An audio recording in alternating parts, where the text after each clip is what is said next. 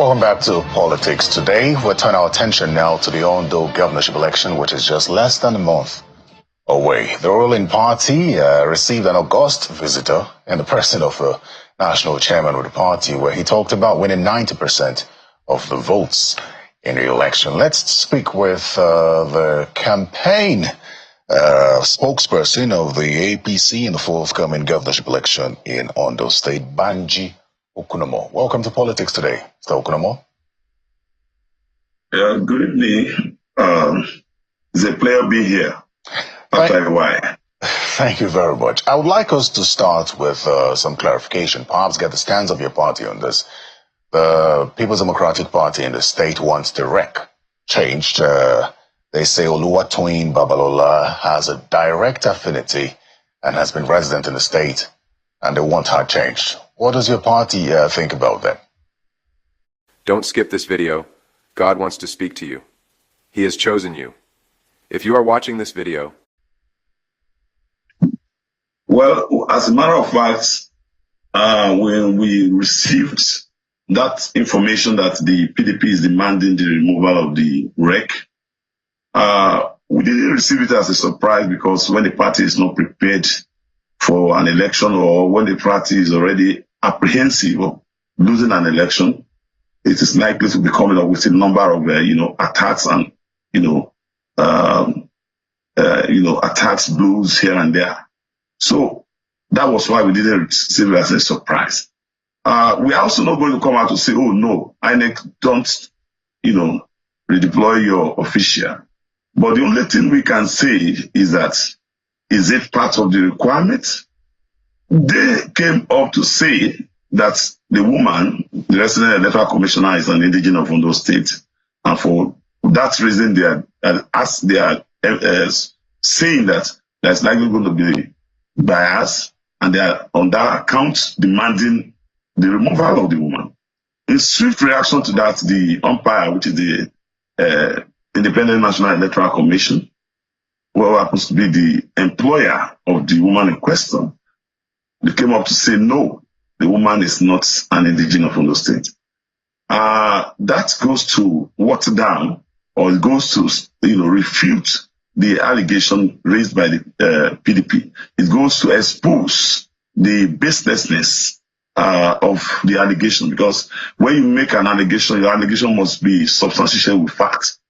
It's so obvious that from what the reply of the INEC, the PDP had made a very, very baseless allegation. Yeah, but for us as a political party, the PDP, even though it says that the woman may not be an indigenous of the state, they insist that having spent so much time in Ondo State, that there could be some form of affinity towards the government of the day on grounds of morality.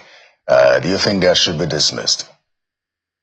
You have said it all. You said on ground of immorality, not on ground of law, because law and moral are not the same. If you are making a moral demand, you don't say it in such a way that will portray you, or that will make you look as if you are saying what is the position of the law. No law gives them the power to ask for the deployment of a particular resident electoral commissioner or having states in a particular state for some time. That is not the law. The law is that the INEC has the power to deploy. And according to the policy of the INEC, they deploy to a particular state a person who is not from that state. And that is to also say that the person in question, which they allege in the first place, before we go to the moral issue that you are talking about, they said she's from Ondo State. We have come to realize now that she's not from Ondo State. If the ground they are raising is that it has to be is a moral ground that the woman should leave Ondo State to have a state for some time, let us understand that. But we as a party, we are not resisting that. If PDP likes, let them recommend any of their resident electoral commissioners in Nigeria that they want to conduct the election. But what we know, as a matter of fact, is that the PDP will be roundly defeated in that election. They will be defeated pitiably, because the PDP is not a formidable opposition, as it were, to be able to withstand APC in this coming election. We are so confident of this because we know that we were there, we are the key players in the PDP, and all of us, we have migrated told the APC today. And the essence of the reason for our migration is not connected with the fact that we believe that it is the APC that is doing the right thing, the PDP is not doing the right thing. Great. Okay. The primary on the basis of that, let me ask you, with regard to concerns around maybe reconciliation within your party, you and everyone know that the late governor and the current governor now did not really share a good relationship towards the end of his life here on earth. The concern around now is whether or not the people of Ondo State have now found sort of a place with this governor. It's been just about 10 months in the saddle, and I know that even when APC National Chairman Ganduje was there, he talked about reconciliation to bring all the parties together. What's the status of that, and what's the level of acceptance of the governor by his people and then the party?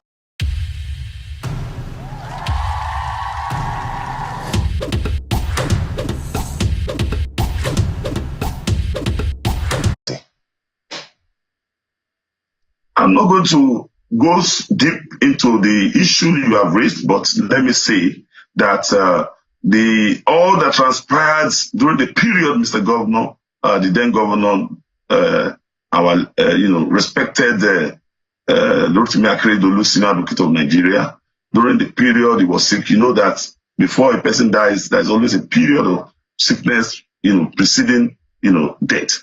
Everything that transpired, I summarized everything to be politics. It was all politics, and that was why, and that is also why everything has been politically resolved. So there is nothing to bring out. All the teaching issues have been put to rest, that have been laid to rest. The warring factions, those arguing here and there, those contending with issues, contending with the power, all of them have come together now to put the issue behind. So we cannot be dwelling into that, because I know, as a matter of fact, we're not dwelling on it. Just yesterday, Sunday, the APC national chairman raised it as an issue. So it's not. It's your party that's concerned about it. No, you definitely expect that there will be squabble within the party, especially in situation like that. And people, contended, because power is always what people want. Everybody wants power, even the one in, the one outside, the one within. Everybody within the party, there's always squabble. Well, outside the party, there's squabble. Let me ask you with regard to that. The most important thing is that everything has been laid to rest. So let me ask you with regard to that, especially with the aspirant in the primaries that produced Governor Ayedatiwa. What has he done to reconcile them just ahead of this election? You just asked a question that has already answered itself.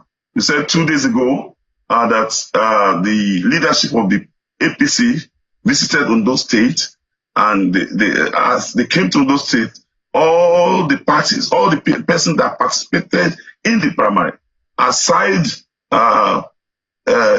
Jimo Ibrahim, who is out of the country for national assignments, all of them were in the meeting to be part of the 2-2 reconciliation that was done by the party. So that has laid to rest the skirmishes, the doubts being raised that those who participated in the primary are not on the same page with the governor. That was what people were saying. But yesterday, that has been, rebutted with the physical presence of all these actors in the election. In APC, apart from one person who left to another party to become candidate of another party, all the gladiators that participated in the primary they are now on the same page with Mr. Governor.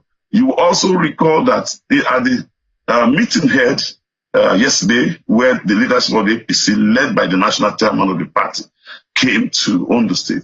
The gladiators, for example, former Commissioner for Finance, Wale Akinteriwa, Princess Oladuniodu, Chief Shola Oke, all these are giant politicians within the APC. They came to say, no, our party is our party.